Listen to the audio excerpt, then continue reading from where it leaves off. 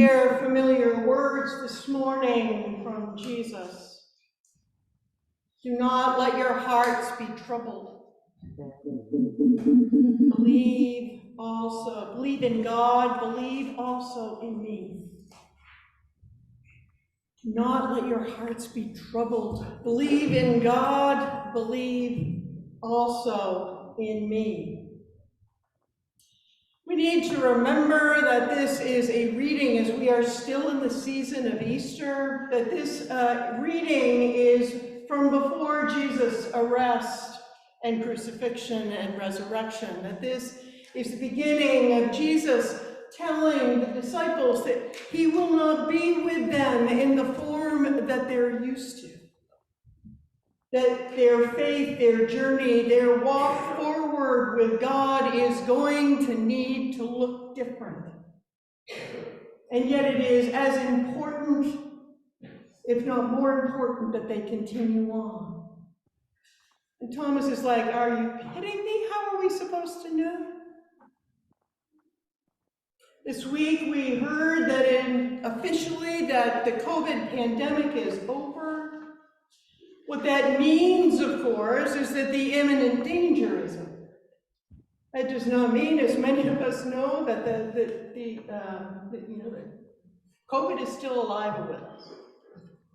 But in terms of the imminent danger, they believe that it's over, and yet what that does for some of us is we remember back, because it can feel today like it never happened.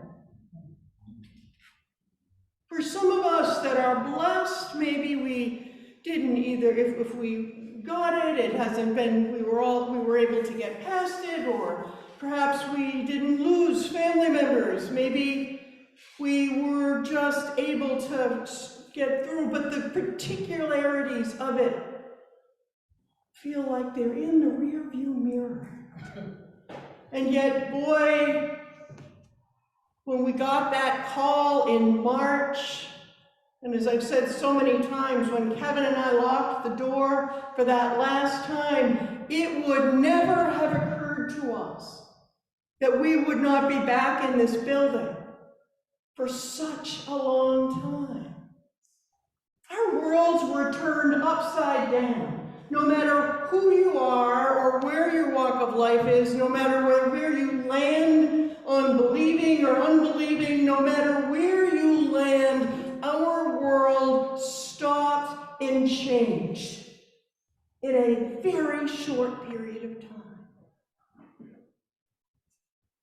Do not let your hearts be troubled. Believe in God and believe also in me.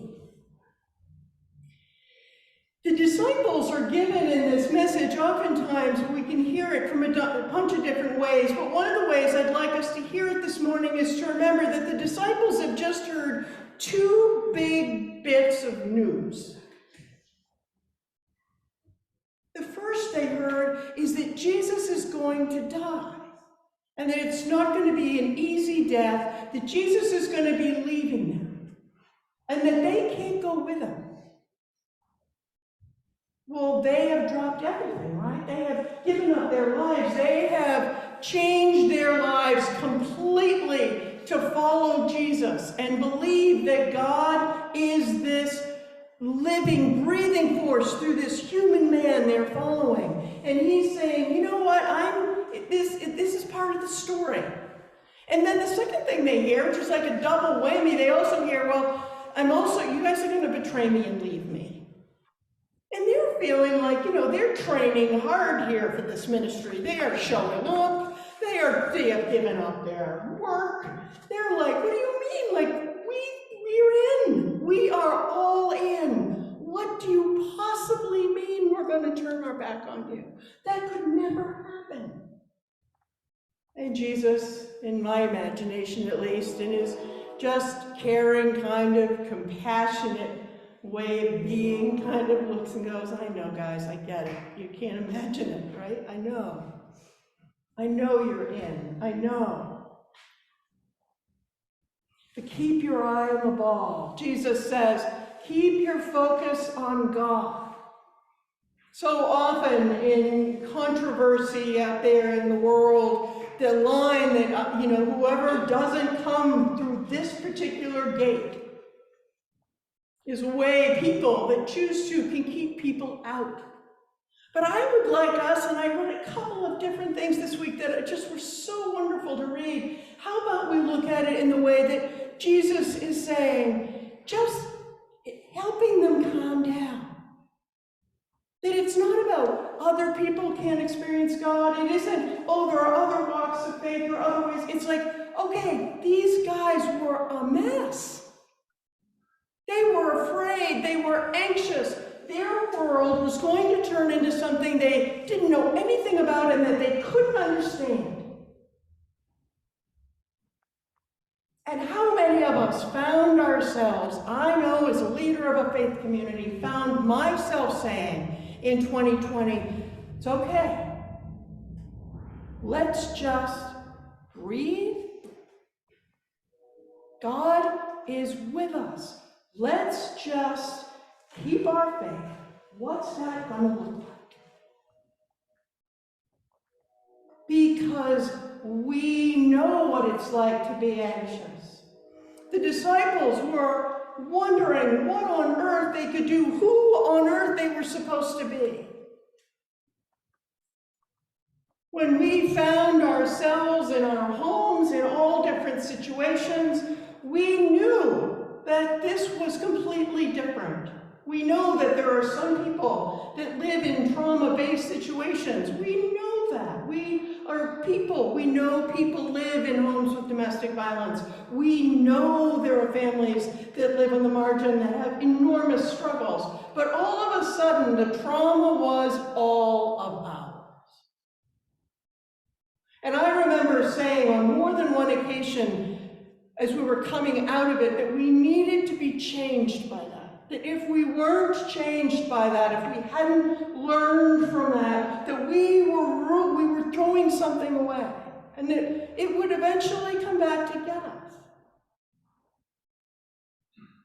We know this is Mental Health Awareness Month. We know that the cases of anxiety and depression and loneliness are higher than they've ever been. We also know that people that struggle with any kind of trauma really can't start to heal until the imminent danger is past.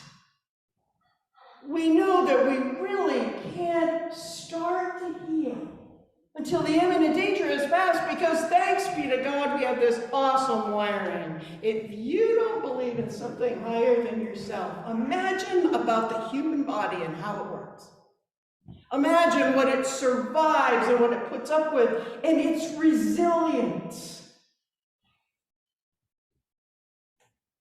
We are starting to realize that all of that time, even though we have much to be grateful for, certainly my guess is those of us that get to be gathered here this morning, both online and in person, have much to be grateful for. That there are ways that that time has changed us. People didn't have to do other people for over a year. Nicole and I were laughing this morning. It's kind of like, if you didn't want to go to a certain thing, you had an automatic no. How many of you got to not go to a family gig because, oh no, COVID. Oh, no more business meetings. Oh, COVID. Now, I'm not minimizing COVID. I'm saying we got to kind of find out. All of a sudden, the good news was there was all these other things. But now we have to be out in the world again, don't we? We have to find ways to be in the world, and people are changing. People are leaving jobs. Because they realized what was important to them. They don't see this part, so. Wherever you are whatever you think about any of it, it still happened to all of us. So now we get to notice how it is, what's really important to us. God is saying, keep your eye. Jesus is saying, keep your eye on God. I am not going to ask any of you to raise your hands, but I know there are people in this congregation that would have said to me in 2019, hell will freeze over before I'll go to church online. I can't believe nobody laughed at that. Come on, that is a good line. And I know that you would have told me that. There are people that didn't even like being on that World Wide Web that have called me in the last 2 years and said, this is amazing. And I'm like, yes, but be careful. Because you kept your eye on the ball, didn't you? You kept your eye on God, because somehow in the midst of this, it's like, all right, so Sue and St. Thomas have figured out how to do this online. Let's see what the heck she's doing. And then we'd turn on, and what would happen? Best part of Sunday morning was not my sermon. It was, hi, Charlene, how are you doing? Or hearing Charlene's voice going, so, you heard from Carol. Where is Carol? Is Carol on? Because Carol was really struggling to learn how to use the World Wide Web, but she did. Jesus is saying to his disciples, I know you are anxious. I know this is going to be traumatic. And so now all of a sudden we're in the world, and many of us are anxious. The world is moving fast. I don't know about you, but even for us in our house, I mean, we got into a rhythm. You know, Kirsten had her classroom in one part of the house. I had my office in another part of the house. We got into a rhythm. We would have lunch, and then we would go back to work. Whatever your rhythm was, it was a much slower rhythm. And then there are people that being in their homes was awful. There are people that being in their homes was dangerous. There are children that doing on-school education, because of the way their brains are wired or the way their families are set up, it just didn't work. Doesn't mean it was anybody's fault, it just means it is. So how is it that the church, because I think the church has a special role in this. I think that the church is a place where we can say to people, you know what? It's good. There is hope. Because in the midst of that pandemic, on Christmas Eve, we had little boxes afloat. We grew over the pandemic, and it was not about me. You give me far too much credit. It was because all of you showed up over and over and over again. When you thought to yourself, hell will freeze over when I go to church online, but it's Christmas Eve, I gotta do something. You worshiped God in whatever way was fashionable, whatever way was possible. It wasn't about the building. It was about keeping your focus on God. Jesus is saying, your world is going to be turned upside down, but I will be there. And I know, because you have told me, that many of you, if not all of you, have stories about God showing up in the midst of those years. There are twins, Emily Nagoski and Amelia Nagoski, and God forbid me if I pronounce that wrong. They wrote a wonderful book called Burnout. But basically what it's about how is it specific steps that you can take when you're feeling anxious. Things that you can do instead of, because I don't know about you, I certainly can do this. If I get myself into a snit about something, I nurse it like a well-trained, I can just go around and around and around, and then I don't know why I'm miserable, because I'm just paying so much attention to it, and I didn't even know the difference sometimes. And they have all kinds of information, but there are 3 things that they say. If you boil our book down, if you are feeling overwhelmed, stressed out, and anxious and afraid, they say 3 things should happen. You should move, some kind of physical activity. And one of the sisters hates exercise. And says, every time my sister told me this, I wanted to kill her. So she told me that if all I had to do was to get up and walk around my office 3 times, then I could sit back down. Whatever it is, the first thing they say is if you are really anxious, whether it's about walking into church or walking into a meeting or just sitting in your office, first thing is move. The second thing is connect with somebody else. Call somebody. Because we got used to being alone. And those of us that are introverts, I know it would surprise you that I am one, but I am. I have a friend online that COVID had been going for a while, and he posted, he goes, "Introverts, this is our time to shine." And he was right. But COVID's over. We have to do people again. And so there are people in your life. Get a person or two that you can trust. And that should be outside your primary person.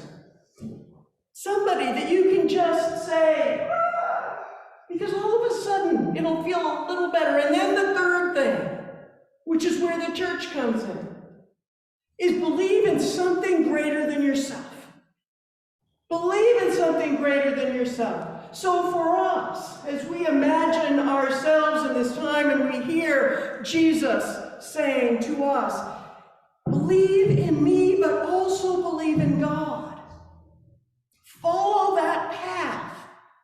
Because when the trauma is over, and trauma is something where we feel powerless. Something that feels dangerous and we're powerless. And our bodies remember that. And so we are starting. How were we changed by coming through that pandemic?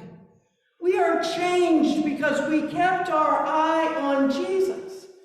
Whether we had to be online, whether we had to be in small groups, whether we told each other our stories in breakout rooms or on phones, we found a way to connect with each other. And we prayed. We pray online every morning. We pray online in ways I don't even know about. You pray with each other. And so as we imagine the imminent danger of the COVID pandemic being past for us, we know that those medical workers are still just starting to come to terms with the PTSD, with what they saw and had to do. We know there are people that are just now getting to a place where they can start to heal. Let us be pillars of hope. Let us be those people that when somebody calls and wants to go for a walk or have a cup of coffee, let us be a person that can say yes. Whether or not they use the language of Jesus or not. Riley, too, can be a comfort, a source of hope. For those of you online, that's my dog. They just barked. So as we move out of this pandemic, out of the imminent danger, let us hear the words of Jesus, and especially in this Mental Health Awareness Month, where we know that more people than ever need help and support and hope and light. Let us remember that we need to move. We need to talk to somebody else. And we need, for us gathered here, we need to believe that God is with us, even in the darkest of times and in the best of times. Our bishop has written an entire book about his struggle with depression. And at the end of each chapter, there's a meditation, and if you'd like to hear about the book, let me know. But the title of the book is Without Shame or Fear. And that is because those are words from the proper preface, that's an Episcopal term, for Advent. Basically, for those of you who don't care about the fancy words, it's a prayer. We pray in Advent as we are preparing to know Jesus. We pray because you sent your beloved Son to redeem us from sin and death, and to make us heirs of him in everlasting life, that when he shall come again in power and great triumph, what we do in between times, between the resurrection and the birth, what we are to do is may we without shame or fear rejoice, beholding his appearing. May we know that God is with us. Do not let your hearts be troubled. Believe in God. believe also in me.